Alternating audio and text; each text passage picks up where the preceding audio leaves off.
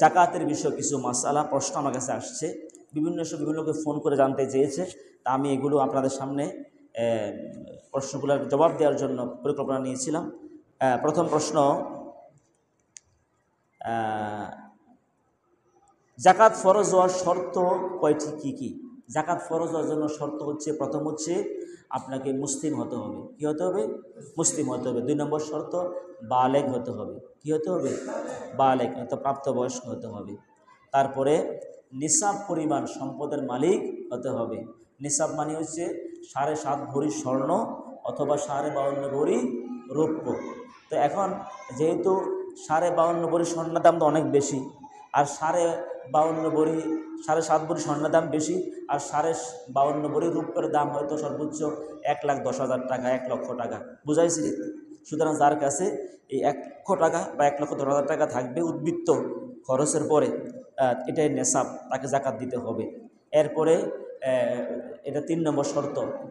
4 নম্বর শর্ত হচ্ছে যে ঋণ মুক্ত হতে হবে, অর্থাৎ ঋণ এমন পরিমাণ হওয়া যাবে না, ওনার যে পরিমাণ সম্পদ আছে ঋণ আরও বেশি, তাহলে তার উপর জাকাত কী হবে না? ফরজ হবে না। 4 নম্বর শর্ত হচ্ছে হাউলানা হাউল, অর্থাৎ জাকাত ফরজ হবে না, 1 বৎসর হতে হবে মালটা। কয় বৎসর? 1 বৎসর। এই কটা শর্ত হইল? 5টি শর্ত থাকলে জাকাত দিতে হবে আপনাকে। 1 বছর বলতে প্রথমবার জাকাত দেওয়ার জন্য 1 বছর লাগবে। পরে যখন আপনি প্রত্যেক বছর জাকাত দিবেন তখন সব মাল 1 বছর হওয়া দরকার নাই। কথাটা আবার খেয়াল করেন, আপনি প্রত্যেক বছর জাকাত দিচ্ছেন, দেখা যায় নির্দিষ্ট সময় হিসাবটা হবে, ঠিক যে সময় আপনি হিসাবটা করবেন, হিসাবের আগ পর্যন্ত যত টাকা আসবে, ধরেন আপনি রমজানের শুরু থেকে হিসাব করেন, কেউ রমজানের 20-এ হিসাব করেন, কেউ দেখা যায় রমজানের শেষে হিসাব করেন, যখনই হিসাব করেন, অথবা আমি রমজান আগে হিসাব করি, ঠিক যখনই হিসাব করি, হিসাবের দিনের আগ পর্যন্ত, হিসাবের সময়ের আগ পর্যন্ত যত টাকা আসবে, যেটা হয়তো 1 বছর হয় নাই, হয়তো 4 দিন হয়েছে বা 1 মাস হয়েছে, ওইটার জাকাত দেওয়া লাগবে। কখন? যদি আপনি আগের থেকে জাকাত দেয়া ফরজ হয়ে থাকে, কতবারও দিচ্ছেন, এবছরও দিবেন, এখন আর সব মাল 1 বছর হওয়া দরকার নাই, বুঝাইছি কিনা? তখন সব মাল 1 বছর হতে হবে না। প্রথমবার জাকাত ফরজ হওয়ার জন্য প্রথম সম্পদ আপনি শালী হয়েছেন, তখন আপনাকে কয় বছর হতে হবে? 1 বছর হতে হবে। তারপর দ্বিতীয় প্রশ্ন, কত টাকা থাকলে জাকাত দিতে হবে? যে কথা এসে গেছে, আপনাকে 52.5 ভরি, যেহেতু 2টা নেশাব, আপনি স্বর্ণ নেশাব ধরবেন নাকি রূপের নেশাব ধরবেন, এটার ভিতরে অনেক কথা আছে। স্বর্ণ নেশাব ধরলে কিন্তু অনেকে জাকাত আসবে না, আর স্বর্ণের নেশাবে ধরলে জাকাত কজনের বা আসবে? যেহেতু নেশাব 2টাই আসছে, যেইটা ধরলে জাকাতটা দেওয়া সহজ হবে, গরিবরা পাবে, জাকাতের খাতে জাকাত দেওয়া যাবে সহজে, আমরা ওই খাতটায় ওই নেশাবটাই ধরবো। ওই নেশাবটা হবে রূপের নেশাব। রূপের নেশাব ধরলে আমলটাও তাড়াতাড়ি হবে, পাশাপাশি গরিবরাও সহজে জাকাত পাবে। এই জন্য কোনটা ধরা উত্তম? রূপের নেশাব। কোনটা? স্বর্ণের নেশাব না। স্বর্ণের নেশাব ধরলে দেখা যায় জাকাত অনেকের আসবে না, এই জন্য রূপের নেশাব ধরাটাই আমাদের উত্তম। এই ব্যাপারে মুজতাহিদদের মতামত দিয়েছেন, আমরা ওইটাই ধরবো। এই যে রূপের নেশাব ধরলে, তাহলে আপনার কাছে 1 লক্ষ টাকা থাকলে উদ্বৃত্ত, কয় লক্ষ টাকা? সাংসারিক খরচ যাই আপনি ব্যাংকে অথবা জমা উদ্বৃত্ত 1 লক্ষ টাকা আছে, তখন আপনাকে জাকাত দেওয়া লাগবে। কত পার্সেন্ট? 2.5%। বলেন না কত পার্সেন্ট? 2.5%, অর্থাৎ 40 দিয়ে ভাগ দিবেন। আপনার যখন যত টাকা আছে উদ্বৃত্ত, 40 দিয়ে ভাগ দিবেন। ব্যবসায়ী সম্পদ আছে বা অন্যান্য যেগুলো জাকাত আসে, ওই সম্পদগুলোকে একসাথে করে আপনি 40 দিয়ে ভাগ দিবেন মূল্যটাকে। 40 দিয়ে ভাগ দেওয়ার পরে ফলাফলটা যা হবে ওইটাই আপনার জাকাত আদায় করতে হবে। যদি জাকাত আদায় না করেন তাহলে কিন্তু কঠিন শাস্তি হবে। আর জাকাত দিলে সম্পদ বাড়ে না কমে? বাড়ে। ফাউলাইকুমুল মুদঈফুন, আল্লাহ বলছেন আমি তাদের সম্পদ আরো বাড়িয়ে দেবো। যেরকম না, সুবহানাল্লাহ। তা আপনি কোন ভয়ে জাকাত দিবেন না? আল্লাহকে সম্পদ বাড়াই দেবো, আপনি জাকাত দিবেন না কেন? জাকাত দেওয়াটা আমাদের কর্তব্য, আর না দিলে তো মুশরিক হতে হবে। ফাউলাইকুমুল মুশরিকুন ওমা আতাইতুম মিন যাকাত, অন্য আয়াতে আসছে ওয়াওয়াইলুল লিল মুশরিকিন আল্লাযিনা লা ইউতুনা যাকাতা। ওয়াওয়াইলুল লিল মুশরিকিন, যারা জাকাত দিবে না, এই মুশরিকের জন্য ওয়াইল না মুস্তান, মানে জাকাত যারা দিবে না এদেরকে মুশরিক বলে সম্বোধন করেছেন। নাউজুবিল্লাহ বলতেন না? কি বলে সম্বোধন করেছেন? এই জন্য যাদের জাকাত আসে, যদি আপনি লুকিয়ে থাকেন জাকাত না দেন, আপনি মুশরিক হতে হবে। নবীজির কথা না, শুধু আল্লাহর কথা। নবীজি হাদিস তো আসছে, যারা জাকাত দিবে না, যে যারা আল্লাহতে বিশ্বাসী, পরকালে বিশ্বাসী, ফালিউদ্দি যাকাতাহু, সেজন্য অবশ্যই জাকাত দেয়। যে আল্লাহকে বিশ্বাস করে, পরকালে বিশ্বাস করে, সেজন্য জাকাত দিয়ে দেয়। আমাদের নবীজি বলেছেন, বুঝা গেল জাকাত না দিলে সে আল্লাহরে বিশ্বাস করে না, পরকালে সে বিশ্বাসী না। তা আপনি তো কুফার অন্তর্ভুক্ত হতে হবে। আর আল্লাহ তাআলা সরাসরি মুশরিক বলেছেন, এজন্য অবশ্যই আমরা যাকাত দিয়ে দেব, না দিলে আমাদেরকে মুশরিক হতে হবে এবং আমাদেরকে আল্লাহর প্রতি অবিশ্বাসী হতে হবে। নাউজুবিল্লাহ বলেন না। আমার শহরে দুটি সাততলা বিল্ডিং আছে, যাকাত দেওয়া লাগবে কি না? দুটি বিল্ডিং ওনার। এখন বিল্ডিংয়ের মূলত জাকাত নাই যদি ওনার নিজস্ব স্থায়ী সম্পদ হয়। এটার আয়ের উপরে জাকাত, কিসের উপরে? অর্থাৎ ভাড়া দিচ্ছে, হয়তো দুইটা বিল্ডিংয়ে 2 লক্ষ টাকা প্রতি মাসে কি পাইতেছে ভাড়া, ধরেন না 2 লক্ষ টাকা পাইতেছে। এখন খরচ বাদে যা জমা থাকে, যদি বছরান্তে থাকে, ওই জমা যা থাকবে তার উপরে 40 ভাগের এক ভাগ কি দিবে? জাকাত দিয়ে দিবে। 40 ভাগের 1 ভাগ জাকাত দিয়ে দিবে। আর যে বিল্ডিং বানায় বেচা কেনার জন্য, মানে প্লটের ব্যবসা করে, যারা বিল্ডিং বানায় বেচে, আছে না অনেক ভাই, ওইগুলো আবার কি লাগবে? আপনার কয়টা বিল্ডিং বানাইছেন, কয়টা বেচা হয়েছে, কয়টা রয়ে গেছে, এগুলো জাকাত দেওয়া লাগবে। অনেক ল্যান্ড ব্যবসায়ীরা এবং প্লট ব্যবসায়ীরা জাকাত দেয় না। জাকাত না দেওয়ার কারণে এরা কিন্তু আরও দামটা বাড়াইয়ে দেয়। এবং জাকাত যখন যে দেশে জাকাত ভিত্তিক অর্থনৈতিক ব্যবস্থা থাকবে, ওই দেশের এত দ্রুত দাম বাড়বে না, জায়গা জমি এবং বিভিন্ন পণ্যর দ্রুত দাম। কারণ ব্যবসায়ীরা জাকাত দিলে সে তো আর স্টক করবে না, সে স্টক করে বা হাজার হাজার কোটি টাকার মাল সে জমা রাখে, এটা জাকাত আসবে না, ও তো জাকাত দেয় না, তো জমা রাখতে সমস্যা কি? বুঝে আসছে কি না? জাকাত ভিত্তিক অর্থনৈতিক ব্যবস্থা কায়েম হলে বাংলাদেশে আমি চ্যালেঞ্জ করে বলতে পারি যে বাংলাদেশে 5 থেকে 7 বছরের মধ্যে একটা গরিব থাকবে না, স্বাবলম্বী হয়ে যাবে। আলহামদুলিল্লাহ বলেন না? এগুলো আমাদের গবেষণা, আমরা দেখেছি গবেষণা করে। 5 থেকে 7 বছরের মধ্যে সঠিক নিয়মে জাকাত ভিত্তিক অর্থনৈতিক ব্যবস্থা কায়েম হলে, ইসলামী সরকার কায়েম হলে ইনশাআল্লাহ জাকাত ভিত্তিক অর্থনৈতিক ব্যবস্থা কায়েম হবে। আল্লাহ দিন এই মাক্কান্নাহু ফিল আরদি আকামাস সালাওয়াত ওয়াজ যাকাত, এইভাবে আল্লাহ তাআলা স্পষ্ট কোরআনে বলেছেন ইসলামী দল ক্ষমতা আসলে, ইসলাম ক্ষমতা আসলে প্রথম দায়িত্ব এরা নামাজ প্রতিষ্ঠা করবে। কি প্রতিষ্ঠা করবে? তারপরে 2 নম্বরে কি? জাকাত প্রতিষ্ঠা করবে। দ্বিতীয় কাজ, 4 দফা কাজ হবে। ভালো কাজের আদেশ করবে, ভালো কাজগুলো প্রতিষ্ঠা করবে, মন্দ কাজগুলো সমাজ থেকে উৎখাত করবে। এই 4 দফা কাজ করবে ইসলামী সরকার ক্ষমতা আসলে। আমরা দোয়া করি আল্লাহ তাআলা বাংলাদেশে কোরআনের শাসক আপনি দিয়ে দেন, আমিন বলেন। তাহলে ইসলামী হুকুমত কায়েম হবে। বাংলাদেশ থেকে 5 থেকে 7 বছরের ভিতরে সুদ ভিত্তিক অর্থনৈতিক ব্যবস্থা উঠে যাবে, জাকাত ভিত্তিক অর্থনৈতিক ব্যবস্থা কায়েম হবে। 5 থেকে 7 বছরের ভিতরে মানুষ অসহায় থাকবে না, কারণ জাকাত ভিত্তিক অর্থনৈতিক ব্যবস্থা কায়েম হলে কর্মসংস্থান বেড়ে যাবে এবং গরিবদের কর্মসংস্থান ব্যবস্থা হবে ইনশাআল্লাহ। এদেশে গরিব থাকবে না। সেই বরকতটা দিবেন কে? জাকাতের বদৌলতে ইনশাআল্লাহ বলেন না? তাইলে যারা জায়গা জমির ব্যবসা করে, যাদের জায়গা জমি আছে, আপনার 10 কানি জায়গা আছে, এগুলোর কি নাই? জাকাত নাই। আপনি মনে করেন লাকসামে অথবা কুমিল্লা, ঢাকাতে আপনার অনেক জায়গা জমি আছে, অনেক মূল্যবান জায়গা, এগুলোর কি নাই? জাকাত নাই। এগুলো আপনার স্থায়ী সম্পত্তি। কিন্তু আপনি যদি জায়গা জমির ব্যবসা করেন, কিনেন বেচেন, তাহলে কি লাগবে? জাকাত দেওয়া লাগবে। তখন কিন্তু এভাবে বিশাল সম্পদ আটকিয়ে রাখবে না, আর জাকাত দেয় না তো, এই জন্য হাজার হাজার একর সম্পদ আটকিয়ে রাখে। এরা সিন্ডিকেট করে দ্রব্যমূল্য আটকিয়ে রাখে, কারণ ব্যবসায়ীরা জাকাত দেয় না তো অনেকে, এই জন্য তারা হাজার হাজার কোটি টাকা সম্পদ আটকিয়ে রেখে দামটা বাড়িয়ে দেয়। ঠিক কি না? জাকাত ভিত্তিক অর্থ ব্যবস্থা কায়েম হলে একটা ভারসাম্য দেশের মধ্যে আসবে, সিন্ডিকেট থাকবে না। আলহামদুলিল্লাহ বলেন না? এই জন্য সবকিছুর মূল হচ্ছে ইসলামী সরকার, ইসলামী গভর্নমেন্ট। ইসলামী গভর্নমেন্ট হলে নিরাপত্তা পাবে এবং বৈষম্য থাকবে না, এবং দেশের মধ্যে থাকবে না দুর্নীতি, চাঁদাবাজি এবং এই আপনার সিন্ডিকেট করে দ্রব্যমূল্য দাম বাড়ানোর কোনো সুযোগ থাকবে না, সব কিছু দূর হয়ে যাবে। সুতরাং জায়গা জমি যারা ব্যবসা করে, ওই স্থাবর সম্পদে জাকাত নাই যদি ব্যবসা না করে। এমনি জায়গা জমি আছে, আপনার কোনো কারণে বেচতে পারেন। আপনার একটা জায়গা আছে, হয়তো আপনি ফেসে পড়ে গেছেন, বেচতে পারেন না, এটা ভিন্ন হিসাব। কিন্তু বেচা কেনার উদ্দেশ্যে যেটা করা হয়, ল্যান্ড ব্যবসা, ওইটা জাকাত লাগবে। ফসলি জমির জাকাত, ফসলে যে ফসলটা হবে জমিনের মধ্যে, ওই ফসলের জাকাত হচ্ছে মা সাকাতুস সামা।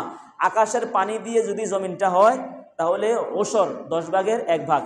আর যদি পানি শেষ করে ডিপ মেশিনের মাধ্যমে পানি নিজেরা ব্যবস্থা করে, নেসফে ওসর 20 ভাগের 1 ভাগ। এই জন্য যারা ধান করেন, গম করেন, বিভিন্ন ফল আদি চাষাবাদ করেন, আপনাদেরকে যদি আকাশের পানি দ্বারা এই ফলগুলা হয় বা এই জমিনের চাষাবাদগুলো হয়, 10 ভাগের 1 ভাগ কী দিবেন?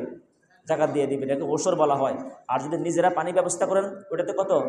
20 ভাগের 1 ভাগ, নেসফে ওসর। একজন মহিলা 2 ভরি স্বর্ণ আছে, 70,000 টাকা তার কাছে আছে, জাকাত দেওয়া লাগবে কি? স্বর্ণ হইতে হবে কয় ভরি? 7.5 ভরি। বলেন না কয় ভরি? 7.5 ভরি স্বর্ণ, মানে 7.5 তোলা আরই। স্বর্ণতে জাকাত দেওয়া লাগবে। কিন্তু মহিলা 7.5 তোলা নাই, উনি আছে কয় তোলা? 2 তোলা, অর্থাৎ 2 ভরি স্বর্ণ আছে, তো 2 ভরি স্বর্ণ জাকাত নাই। কিন্তু পাশে কত আছে? 70,000 টাকা, যেটা 1 বছর হয়ে গেছে। তখন কি লাগবে? ওই টাকা আর স্বর্ণ মূল্য ধইরা, স্বর্ণটা ধরেন না বেচতে গেলে কত মূল্য হবে, নতুন কিনতে গেলে যেই দাম, আপনি এখন বেচতে গেলে এক দাম না, ওই বেচাটাই ধরবেন, বেচা দামটাই ধরবেন, ধরে কত টাকা আসছে 40 দিয়ে ভাগ দিয়া যা আসে তা জাকাত দিয়ে দিবেন। 1 লক্ষ টাকা 2 বছর হয়েছে, জাকাত দেয় নাই, এখন আবার 1 লক্ষ টাকা হাতে আসছে, এখন জাকাত দিতে চাই। আপনি যে 2 বছর জাকাত দেন না আগে, ওই 2 বছরের জাকাত তো আপনাকে দেওয়া লাগবে। এখন যে 1 লক্ষ টাকা আসছে, এই 1 লক্ষ টাকার এখন যদি এটা 1 বছর নাও হয়, জাকাত দেওয়া লাগবে, যেহেতু আপনি আগে থেকেই জাকাত দেওয়ার উপযুক্ত। বুঝাচ্ছে কি না? এই জন্য অতীতে যা জাকাত দেন নাই ওইটাও দেওয়া লাগবে, আর এখন যা 1 লক্ষ আসছে ওইটাও দেওয়া লাগবে। স্বামী স্ত্রী জাকাত দিয়ে দিলে আদায় হবে কি? হ্যাঁ, স্বামী যদি স্ত্রী জাকাত দিয়ে দেয় আদায় হয়ে যাবে। স্ত্রীকে বলতে হবে, কারণ স্ত্রীর ইনকাম নাই, স্ত্রীর স্বর্ণ আছে বা একটা ডিপিএস আছে বা মোহরের টাকা আছে, এখন ওনার তো নগদ কি নাই, ইনকাম নাই। স্বামী চিন্তা করলে তো তার জাকাত আদায় করতে হবে। এখন স্বামী স্ত্রীকে বলে দিতে হবে, তোমার জাকাত তুমি দেওয়া লাগবে না, আমি এটা ব্যবস্থা করতেছি, আমি দিয়ে দিচ্ছি, বাস আদায় হয়ে যাবে, সমস্যা নাই। প্রভিডেন্ট ফান্ডে জাকাত দেওয়া লাগবে কিনা? প্রভিডেন্ট ফান্ড হচ্ছে যে, ভাই আপনারা বেশি কষ্ট নেই কেন, একটু কি বলবো কি না ভাই? চান্সে আপনাকে সময় দিলে বলতে পারি। আচ্ছা, একটু বলে দিই কেমন, আবার সুযোগ তো হবে না, একটু বলে দিই কেমন জাকাতের মাসাগুলো কম সময়ের ভিতরে। প্রভিডেন্ট ফান্ডে জাকাত দেওয়া লাগবে কিনা? প্রভিডেন্ট ফান্ড যেই ফান্ডটা, প্রভিডেন্ট ফান্ড হচ্ছে চাকরির এগেনিস্টে একটা প্রভিডেন্ট ফান্ড থাকে। যেমন আমাদেরও আছে, আমাদের প্রভিডেন্ট ফান্ড 2 রকম। একটা আছে সরকারি প্রভিডেন্ট ফান্ড, আমরা এমপিভুক্ত জব করি, এই জন্য সরকার প্রত্যেক মাসে একটা অংশ কেটে নেয়। আমার এখানে ইচ্ছা নাই, সরকার ইচ্ছা মতো তার অংশ কেটে নেয় এবং আমি ভাঙতেও পারবো না। যে প্রভিডেন্ট ফান্ড নিজের কোনো হাত নাই, ওই প্রভিডেন্ট ফান্ড হয়তো কোম্পানির চাকরি হোক সরকারি চাকরি হোক, অর্থাৎ যিনি চাকরি শেষ হওয়ার পরে উনি পাবে, বেশি দিতে পারবে না, কমও দিতে পারবে না, ভাঙতেও পারবে না। যদি এমন প্রভিডেন্ট ফান্ড হয়, আমাদেরটা এমন, এই প্রভিডেন্ট ফান্ডের কি লাগবে না? জাকাত দেয়া লাগবে না। বুঝাচ্ছে কি না? আর যেই প্রভিডেন্ট ফান্ড নিজে ইচ্ছা করে বেশি রাখা যায়, ভাঙা যায়, ওই প্রভিডেন্ট ফান্ডের কি লাগবে?